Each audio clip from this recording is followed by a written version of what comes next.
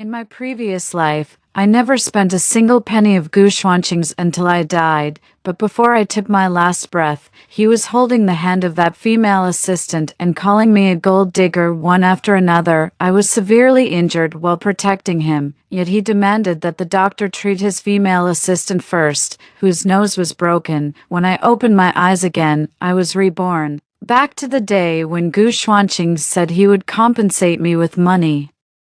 Looking at the unlimited credit card in front of me, this time I didn't refuse. No matter what I buy, you won't restrict me, right? Hello, everyone. Welcome to my channel. Subscribe us to read wonderful novels every day. Now the story begins. If I spend too much money, you won't be unhappy, will you? Contempt was written all over Gushwanching's face. As long as you don't bother me, you can spend it however you like. If I even blink an eye about it, I'll take your surname. When I grabbed that bank card in my hand, I suddenly felt that the bank card was like a rusty kitchen knife, bluntly cutting off the last trace of my affection for Gushwanching. Okay, I understand what you mean. I'll take this card. From now on, we'll live our own lives. I promise I won't bother you anymore. You can do whatever you want with that €2. If I say even one more word about it, I'll be struck by lightning and die a horrible death. This sentence was a bit harsh. But when it reached Gushwanching's ears, he thought I was just throwing a tantrum. Linyu, I should have told you many times that Euro and I are just ordinary friends. I only regard her as my younger sister. I hope you won't always use your dirty thoughts to speculate about your husband. It makes me feel sick. I was too lazy to listen to his nonsense. I directly turned him around and pushed him out. All right, all right. You two are long-lost siblings. Your relationship is the purest. It's my dirty thoughts. Okay, I directly pushed him out of my room. Chairman Gu, you should go and get busy. I have something to do later, so I won't waste your time. After saying that, I slammed the door shut. I opened the wardrobe and planned to change my clothes, but I found that there were pitifully few clothes in my wardrobe. A few dresses and 2 tops were all I had. Only then did I remember that the expensive high-end luxury dress I had bought by living frugally before had long been torn to pieces by his hands during the last quarrel with Gushwanching. He was going to attend a charity dinner, and as his family member, I naturally had to accompany him. But when I took out the dress that I had finally saved up money to buy, he flew into a rage and pointed at my nose and cursed, "Linyu, have you had your head kicked by a donkey? What on earth were you thinking? Who are you insulting with this cheap thing? Do you know that you represent the face of the Gu family? If you attend the dinner in these clothes, where do you think I can put my face? You're a hopeless good-for-nothing, a vulgar and unrefined pig. Even a dog can dress better than you. You don't have to go to this dinner either. Taking a tasteless bumpkin like you is just embarrassing me. That dress cost me almost 10,000 yuan. I didn't know what I had done wrong to make him so angry. It wasn't until I saw Gushwanching, dressed in a high-end custom-made suit, holding the arm of Chuyuro, who was wearing a luxurious evening gown, making an appearance at the charity dinner on TV, that I realized that what Gushwanching disliked wasn't my dress. What he disliked was me as a person. He wanted me to accompany him to the dinner and then find fault with me to deny me, so that he could justifiably let Chuyuro replace me and accompany him to the dinner. He was always like this, never admitting his likes and dislikes, but achieving his goals by shifting the blame onto others. At this moment, looking at the bank card in my hand, my thoughts returned to my previous life. In my previous life, Gushwanching and I grew up together in an orphanage since we were children. I was 1 year older than him, and from childhood to adulthood, I had been protecting him in the role of an elder sister. In our senior year of high school, we both faced a major life issue at the same time, going to college. But at that time, we didn't have enough financial resources to complete our university studies. In order to fulfill his dream of going to college, I resolutely chose to drop out of school, without even taking the college entrance examination. I started my working career. I handed out flyers on the street, delivered takeout, washed dishes in a restaurant, and even sold my blood, just to make his life a little more comfortable. I supported him through college and then helped him get into graduate school until he entered society and started working. I kept working without fail, not daring to take a day off or slack off for a single day. If I earned 10 yuan, he could only eat instant noodles, but if I earned 20 yuan, he could have a hot meal. For his sake, I ruined my health and finally achieved his rapid rise.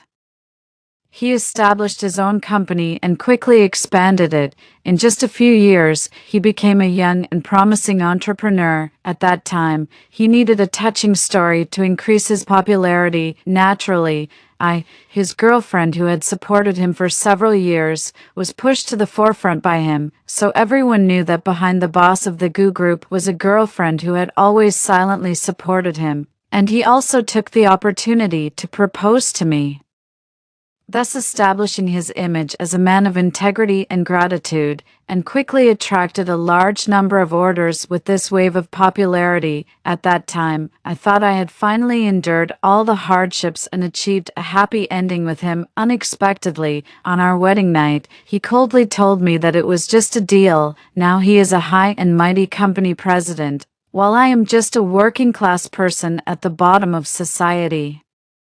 My monthly income is even less than that of an intern in his company. The gap in knowledge and experience swallowed up the affection we had once shared day and night. The boy who used to hold me tightly and say sweet words had turned into a cold-blooded and mercenary businessman, and our relationship had also become a tool for him to use. Lin Yu, I hope you can have a clear understanding of yourself. I married you because I didn't want others to gossip about me. But we are no longer in the same social class. It's impossible for me to love you. I will give you financial compensation, and you just need to maintain the role of a virtuous wife. As for what I do, that's my freedom, and I don't want you to interfere. I thought this was an insult to me, but for his sake, I chose to endure it and still took care of him carefully as before. I refused his financial compensation and still supported myself through my own work. Later, he got involved with the newly recruited assistant, Chihiro. Although he claimed many times that they were innocent, the intimate contacts time and time again made me unable to remain indifferent. After all, I was his nominal wife, and I loved him. The quarrels erased the last bit of his affection for me. Even when I saved him from a group of gangsters, it couldn't change his view of me. When I was stabbed in the back and on the verge of death, in his eyes, it became a boring trick for me to play the victim. Lin Yu, don't you think this kind of act is very childish? Playing the victim like this will only make me hate you even more. I don't have time to play along with you. Yuro's nose was broken while protecting me. If you want to pretend to be dead, just lie here and never get up. He forcefully demanded that the doctor treat Chihiro first, who had only been slapped, while I helplessly died in that corner at the end of the alley. Reborn in this life, I have completely seen through his feelings for me. A small act of kindness can earn gratitude, but a great deal of kindness can breed resentment. Since he thinks that money can ease his guilt towards me, then I'll fulfill his wish. That night, when Gu Xuanqing, who had received the news, stormed into the nightclub owned by his friend, I was sitting in the booth of the nightclub, holding a wine glass with a tipsy look in my eyes. A male model with a tall stature and 8-pack abs, wearing a very alluring shirt, was holding a wine bottle and pouring wine for me with great respect. The next second, Gu Xuanqing, furious, rushed over and slapped me hard in the face. Lin Yu, do you know what you're doing? Are you crazy? The wine glass in my hand fell to the ground, and my eyes, which had been stained with alcohol, showed no signs of drunkenness at this moment. I first took out a stack of money and handed it to the male model who was pouring wine beside me. After soothing him softly for a few words, I sent him away. Then I turned my gaze to Gu Xuanqing, who had an angry expression on his face. I don't know, Chairman Gu, why don't you tell me what you just saw? Lin Yu, do you still know what shame is? Did I give you money for you to come here and find a lover? Gu Xuanqing, which I of yours saw me finding a lover. Do you think I'm blind? That bastard just now was dressed like a gigolo in a brothel. Do you really think I can't see that? He was 2 meters away from me.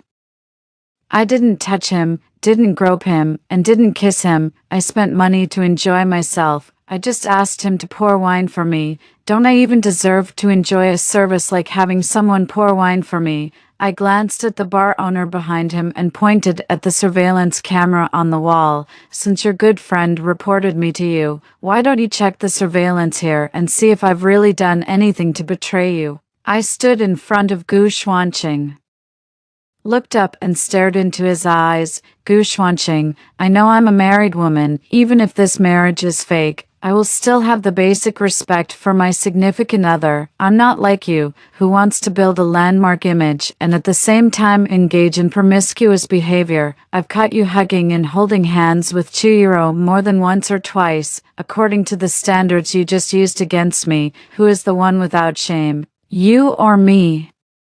Gu Xuanqing knew that his actions just now were unjustifiable. He had received a call from the bar owner, who was his friend, saying that I was consuming in the bar, so he rushed over in a hurry to catch me in the act. In his eyes, in our marriage, it was a case of a strong man and a weak woman, so he always put himself on a high pedestal, thinking that his minor mistakes were insignificant, but if I strayed even a little, I would deserve to die.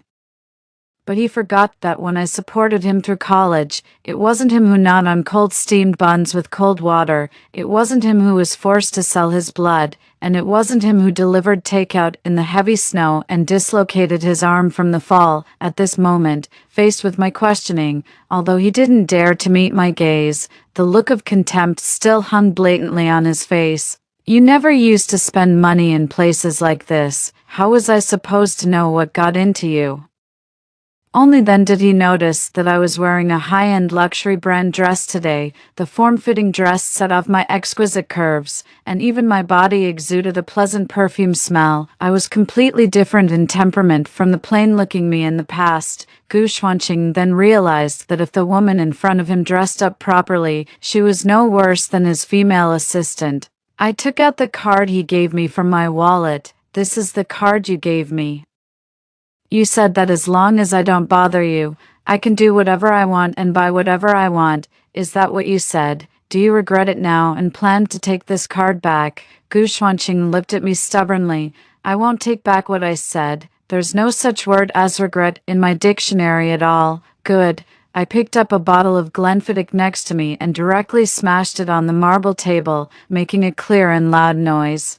The nightclub fell silent instantly, and everyone was attracted by the noise and looked in our direction. The splashing wine soaked Gu Xuanqing's expensive suit pants and leather shoes. In his shocked gaze, I directly stood on the table and held up the black card in my hand. Listen up, everyone. All the consumption tonight will be paid for by me. Boom. The deafening music sounded at the right time, and the cheers of the crowd rose one after another. I was surrounded by the people in the nightclub, and the enthusiastic cheers became the main theme of the nightclub. In the shining lights and the loud music, Gu Xuanqing looked at me with a complicated expression. The next morning, Gu Xuanqing was in a meeting when his phone suddenly kept ringing with message alerts. He casually opened his phone and took a glance. After seeing those more than 10 consecutive messages, his eyelids suddenly twitched uncontrollably. Dear customer, a deduction transaction occurred on your bank card with the tail number 8888 with an expenditure of 1.5 million yuan for POS machine consumption. Dear customer, a deduction transaction occurred on your bank card with the tail number 8888 with an expenditure of 2 million yuan for POS machine consumption. Dear customer, a deduction transaction occurred on your bank card with the tail number 8888 with an expenditure of 5 million yuan for POS machine consumption. Dear customer, your bank card with the tail number 8888. He didn't care about the meeting anymore and quickly dialed my phone number. As soon as the phone was connected, he bombarded me with questions. Lin Yu, what on earth are you doing? Why did you swipe more than 20 million yuan from my card in just 5 minutes? What did you buy? Heh, is Chairman Gu feeling heartbroken now? Before I could say anything else, Gu Xuanqing directly hung up the phone. In my previous life, when he gave me this black card, I only thought it was an insult to me and a desecration of my relationship with him. I insisted on not using this card, and in the end, I only had 30 yuan on me when I died. In my previous life, I gave everything for him. In the end, not only did I not get half a smile from him, but I also lost my life trying to save him. So in this life, I'm not going to hurt myself anymore. What do you mean by being a gold digger? My 2 lifetimes of hard work and 1 life. Is this called being a gold digger? This is called collecting a debt. My friend who specializes in handling cash withdrawal business held up the POS machine and looked at me. Sister Lin, should we swipe it again? I looked at the more than 27 million yuan in the bank card, gritted my teeth. Swipe it. Make it up to 30 million. Good luck. When I drove the newly bought Porsche roaring into the community that night, with 30 million yuan in the card, I was in an extremely good mood. Gu Xuanqing has always regarded his face as more important than his life, even if he now regrets and wants to take the card back. These 30 million yuan are enough for my expenses in the rest of my life. I opened the door and entered the villa. Gu Xuanqing was lying on the sofa in the living room, with a towel soaked in warm water covering his head. His headache had flared up again. Every time he had a headache before, I would take the initiative to massage him to relieve the pain so that he could have a good sleep. But this time, I just ignored him as if I didn't see him and went straight upstairs to my room. Lin Yu, seeing that I was ignoring him, Gu Xuanqing couldn't hold back after all. He sat up from the sofa, covering his head. Can't you see that I have a headache? I stood on the stairs, looking down at him. I saw it. But what does it have to do with me? It's you who has a headache, not me. If you have a headache, go to the hospital. I'm not a doctor in the hospital. What's the use of you coming to me? Every time he had a headache before, I would take the initiative to massage him. Seeing him in pain, I felt so sad. But in the face of my enthusiasm, every time he would enjoy my care while showing me his cold attitude, even when I massaged him, he didn't have a good look for me. He wanted me to massage him to relieve the pain, but he just wouldn't mention it. He just waited for me to take the initiative, and then the next day he would put on an attitude of "I didn't ask you to do it," to dismiss me, just like today.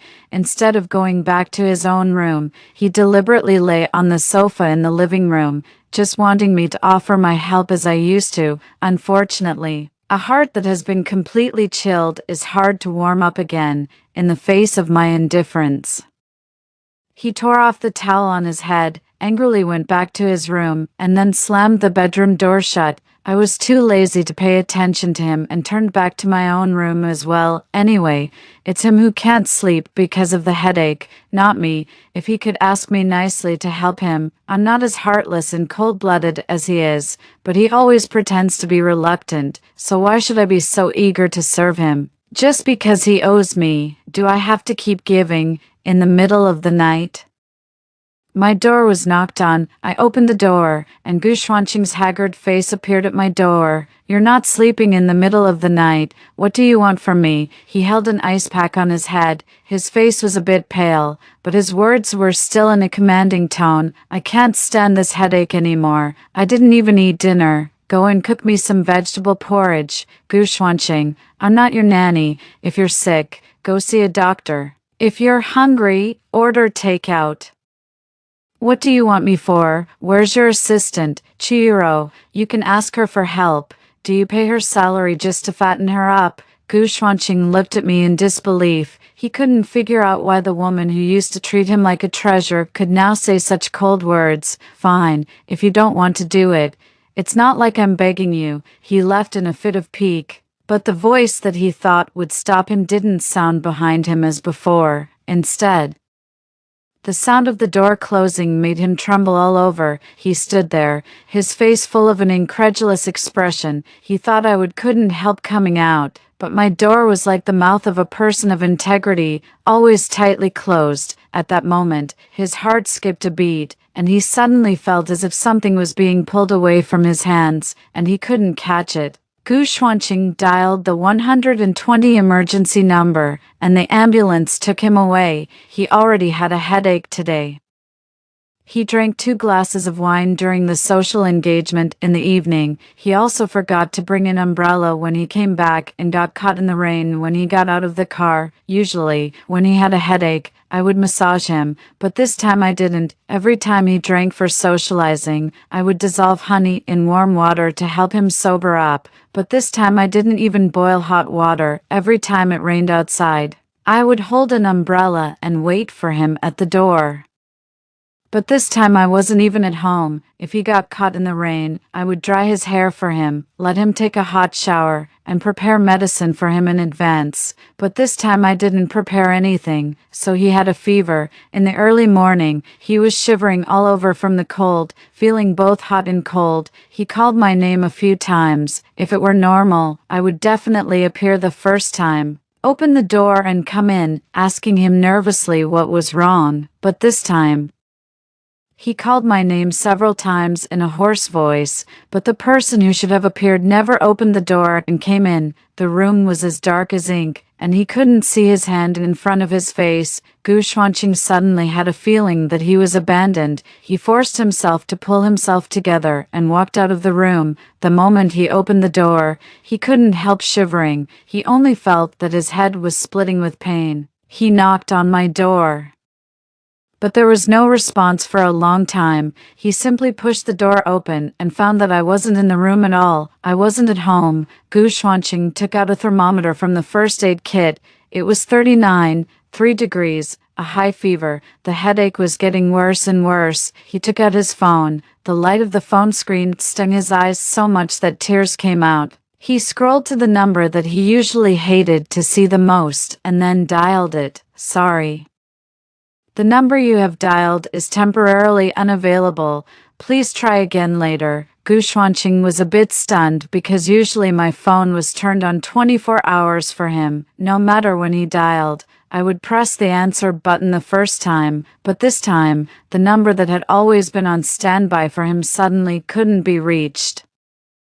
Gu Xuanqing didn't dare to delay any longer. He dialed the 120 emergency number. Half an hour later, the ambulance arrived and found Gu Xuanqing, who had fainted at the door of the villa. He felt that he couldn't hold on anymore, so he opened the door of the villa in advance to prevent the medical staff from being blocked outside and delaying the treatment. He was taken to the hospital by the ambulance and was initially diagnosed with pneumonia. He had to be hospitalized for treatment. It wasn't until noon the next day that, after receiving 3 large bottles of intravenous fluids, his fever finally subsided, but the resulting body aches made him feel as if tens of thousands of ants were biting all over his body. In the cold ward, the snow-white walls were like pale white cloth, making him feel suffocated. The dry feeling in his throat made him wish he could pull out his throat and soak it in water. But at this moment, there wasn't even a cup of hot water in the ward. His stomach was empty, and he was so hungry, he dialed Lin Yu's number again, but it was still the cold prompt tone, telling him that the number he dialed couldn't be reached. Gu Xuanqing belatedly realized that Lin Yu might have blocked his number. He dialed Chu Yuro's number and said that he was sick and asked her to come to the hospital. When Chu Yuro learned that he was in the hospital, although she readily agreed, a trace of displeasure in her tone made Gu Xuanqing feel uncomfortable. Probably Chu Yuro had something to do at this time, and his call had delayed her. Gu Xuanqing suddenly realized that he seemed to have caused trouble for Chu Yuro. If Lin Yu knew that I was in the hospital, I don't know how worried she would be. This thought suddenly popped up in his mind, surprising himself. He didn't understand why such an idea would suddenly come to his mind. 2 hours later, Chu Yuro, who was late, walked into the ward with a takeout box. He opened the box, revealing a boxed braised pork rice with a Chinese trendy packaging inside.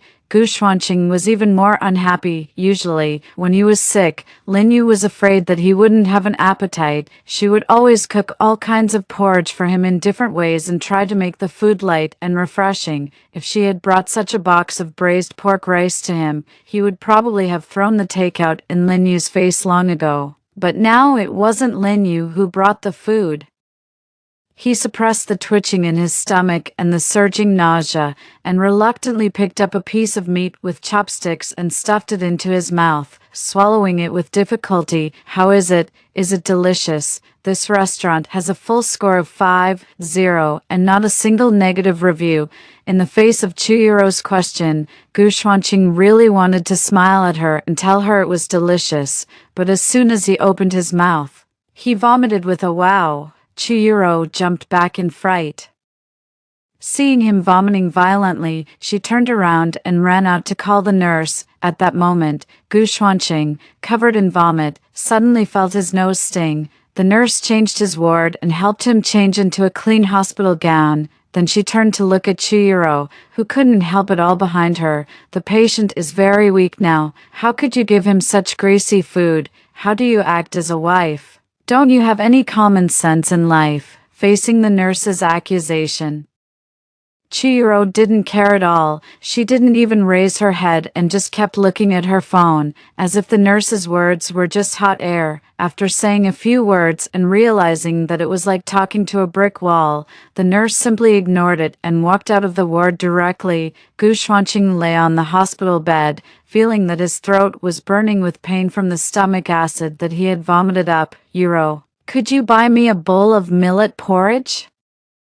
The sense of entitlement and recklessness he used to have when facing Lin Yu had all turned into caution in front of Chiyuro. He didn't even dare to say that he wanted vegetable porridge because vegetable porridge was rarely sold in many places, and he was afraid that Chiyuro would think he was being troublesome again. But even for just a bowl of millet porridge, a trace of impatience appeared between Chiyuro's eyebrows, fully demonstrating what it means to be fearless when being favored. "Okay, I'll go and buy it for you."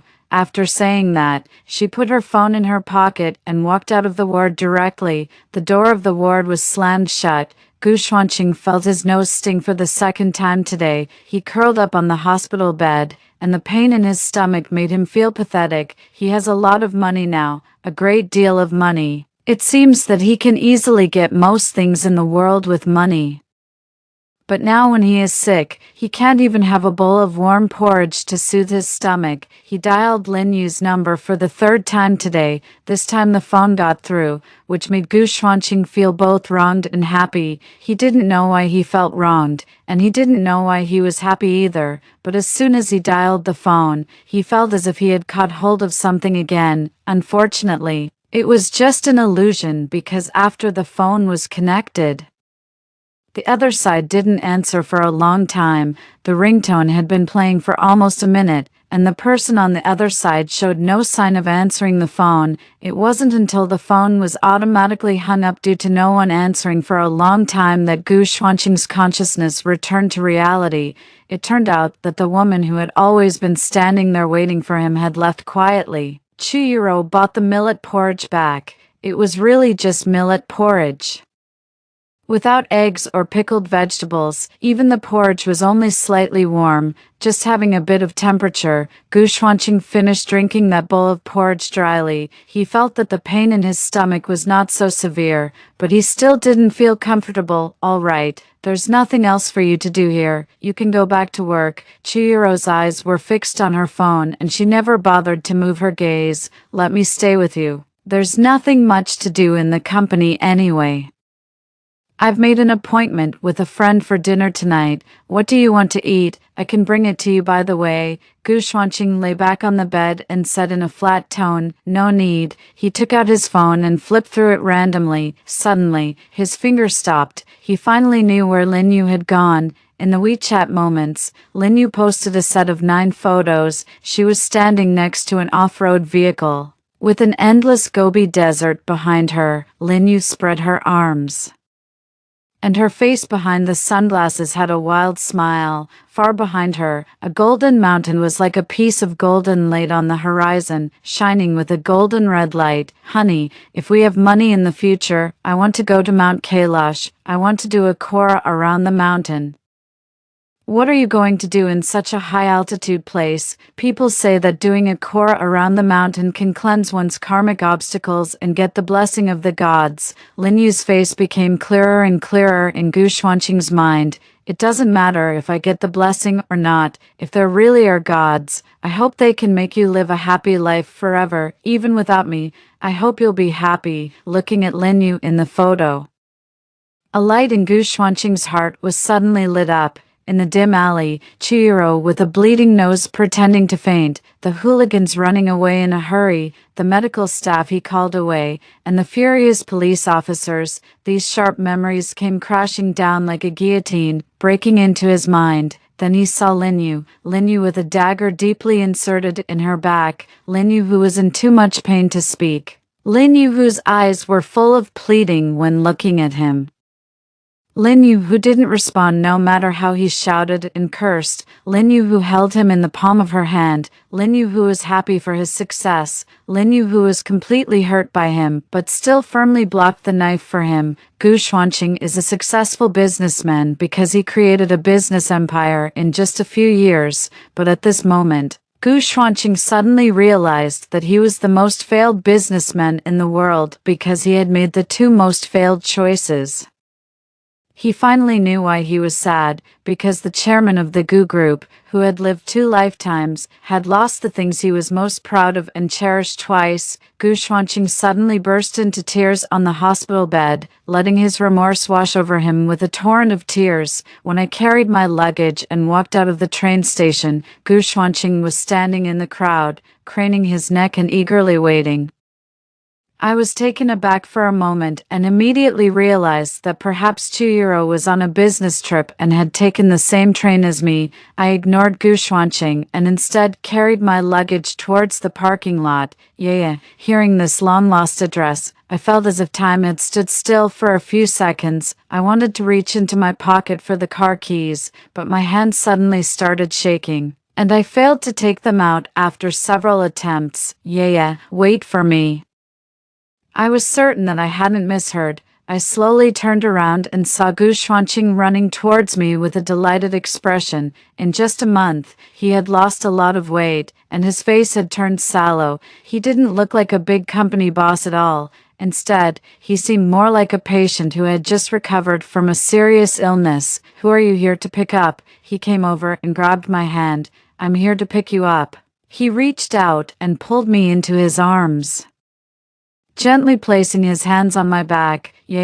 I miss you so much." These words coming from his mouth made my ears buzz, and my mind went blank. For a moment, it seemed as if all sounds had ceased to exist. I felt that my thoughts were completely disrupted, tangled up in a mess. I couldn't find the starting point, nor could I untangle the knot. Suddenly, the dagger from my previous life seemed to break through the barriers of 2 lifetimes and stab into my back again, piercing my heart as well. "Gu Xuanqing, just get to the point if you have something to say. Stop being so touchy-feely." These emotionless words reached his ears, and he instinctively released me, taking 2 steps back. His eyes quickly turned red, and he clenched his fists tightly, his knuckles losing their color and turning deathly pale due to the force. I remember everything. I'm sorry. I was completely confused. Speak clearly. What do you remember?" "The previous life." I remember everything that happened in the previous life. I was a bit dazed and completely stunned. "You mean those hooligans?" He nodded vigorously. "Yes, I remember everything. I know you remember too, right? Otherwise, you wouldn't have treated me like that. You wouldn't have refused to answer my calls, and you wouldn't have left me when I was sick." I'm back too. I know everything now, and I don't blame you, really." He opened his arms and walked towards me, his face taking on an unhealthy red flush due to excitement. Stop right there." I raised my hand to stop his next move. "What do you blame me for? It was me who died in the previous life, not you. What right do you have to blame me? Since you've remembered, let's part ways amicably in this life." I took out that black card. "I swiped tens of millions from you. Consider it the reward for saving your life in the previous life. From now on, we'll be even. You can take the broad road, and I'll cross the single plank bridge. We won't interfere with each other. What do you think? You like that, Chihiro, don't you? I'll be free tomorrow. We can go to the marriage registration office to make an appointment. You'll be able to get the divorce certificate in a month. don't worry. I definitely won't pester you this time." The tears in Gu Xuanqing's eyes could no longer be contained, and he shook his head desperately. "No, I don't want that. I only want you, yeah. I know I was wrong. In the previous life, I didn't know you would value me so much. I didn't mean to call away the doctor. I thought you were just trying to scare me and make me feel sorry for you, yeah. I've transferred Chihiro to another department. Don't worry. I won't have any contact with her in the future." He tremblingly grabbed my hand. "Yeah, come home with me." "Okay." I shook off his hand and slapped him across the face. "Lin Yu is already dead. You chose this, idol. Do you know how painful it is when a dagger stabs into your body? Do you? You don't know, because it wasn't you who got stabbed, and it definitely wasn't that bitch who only dares to cause trouble but not take responsibility. I clearly still had a chance to be rescued at that time. But what did you do? You stopped the doctor. You said I was pretending to be pitiful to deceive you. You said that bitch's nose was broken and bleeding a lot, and you were worried about her life. I watched helplessly as you shattered my last hope of survival. I was in so much pain that I was almost losing consciousness, and I couldn't even speak. But what about you? You didn't even look at me. Am I something so despicable? Should I just die? The dagger was in that hooligan's hand before. He was originally going to stab you, but as soon as I showed up, the dagger disappeared. Don't you think that's amazing? Of course you don't think it's amazing because you don't care about that dagger at all, and you don't care about me either. You only care about that bitch. I pushed him away. Gu Xuanqing, you really disgust me like this. I'd rather you didn't know that I died for you once. You're naturally cold-hearted. Just like when I supported you through college and graduate school before, you didn't love me. You just couldn't live without me at that time. Later, when you got rich and didn't need me anymore, you grew indifferent. Now you like that Chihiro, and in the future, you'll grow indifferent to her too, just like you did to me. You don't love anyone, you only love yourself. Gu Xuanqing completely broke down and hugged me tightly. "No, I don't want to divorce you. I'm your husband, and I want to spend my whole life with you. I don't want to be separated from you. I gave everything for you in the previous life, even my life. Now we're even. You're the chairman of a big company, and I'm just a lowly takeout delivery person. I'm not worthy of you at all." I forcefully pulled him off me. "Gu Xuanqing, consider it my plea to you. Just treat me like a fart. Let it go." Chihiro called me and asked to meet. I agreed and told her an address. The meeting place was a roadside cold drink stall, and everything around it was completely out of place with Chihiro, who was wearing a luxurious dress. "All right, tell me, what do you want to talk to me about?" Chihiro adjusted the expensive necklace around her chest. "Lin Yu, I advise you to have some self-awareness. Director Gu likes me now, not you. If you're sensible, you'd better divorce Director Gu as soon as possible and disappear from his side without any hesitation. Is that what you asked me out for today?" Chihiro nodded arrogantly. "Otherwise, what right do you have to make me condescend to come to such a place? I heard that you were transferred to another department by Gu Xuanqing and are no longer his personal assistant. Is that true? What does it have to do with you? Let me tell you, be sensible and divorce him quickly to make way for a better person. Don't just occupy a position without doing anything. Do you understand? Let me warn you, don't be ungrateful. If you keep pestering Director Gu, don't blame me for being rude to you. What are you doing?" A furious shout came, and Chihiro's body shook. She turned around and looked at Gu Xuanqing behind her in disbelief. "Director Gu." Gu Xuanqing walked over, and there was obvious anger in his eyes as he looked at Chihiro. "What were you saying to her?" "Nothing, nothing. I just wanted to clear up some misunderstandings. Please don't be angry. I'll definitely pay attention next time." As soon as the words fell, several hooligans suddenly came over. "It's so noisy. Are all you rich people so unmannered? You're disturbing our ears. Now our ears hurt. Hurry up and give us some medical expenses." My eyes swept over those hooligans, and I suddenly froze. I looked at Chihiro across from me in disbelief and found that she was staring at me with a vicious expression. In that instant, I understood everything.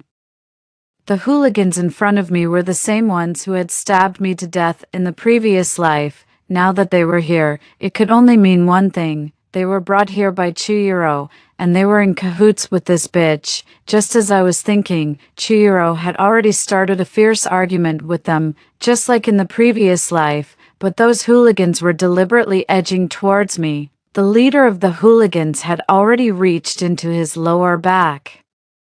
He was going to pull out a knife. The next second, the dagger appeared in his hand, and he stabbed towards Gu Xuanqing with it. Chihiro was certain that I would take the knife for Gu Xuanqing, but she didn't know that I had been reborn, so I didn't move a step. The knife stabbed straight into Gu Xuanqing's stomach. Gu Xuanqing, who hadn't had time to react, only then realized what had happened. Blood gushed out from the wound, and Chihiro cursed loudly. "You idiot, who told you to stab him?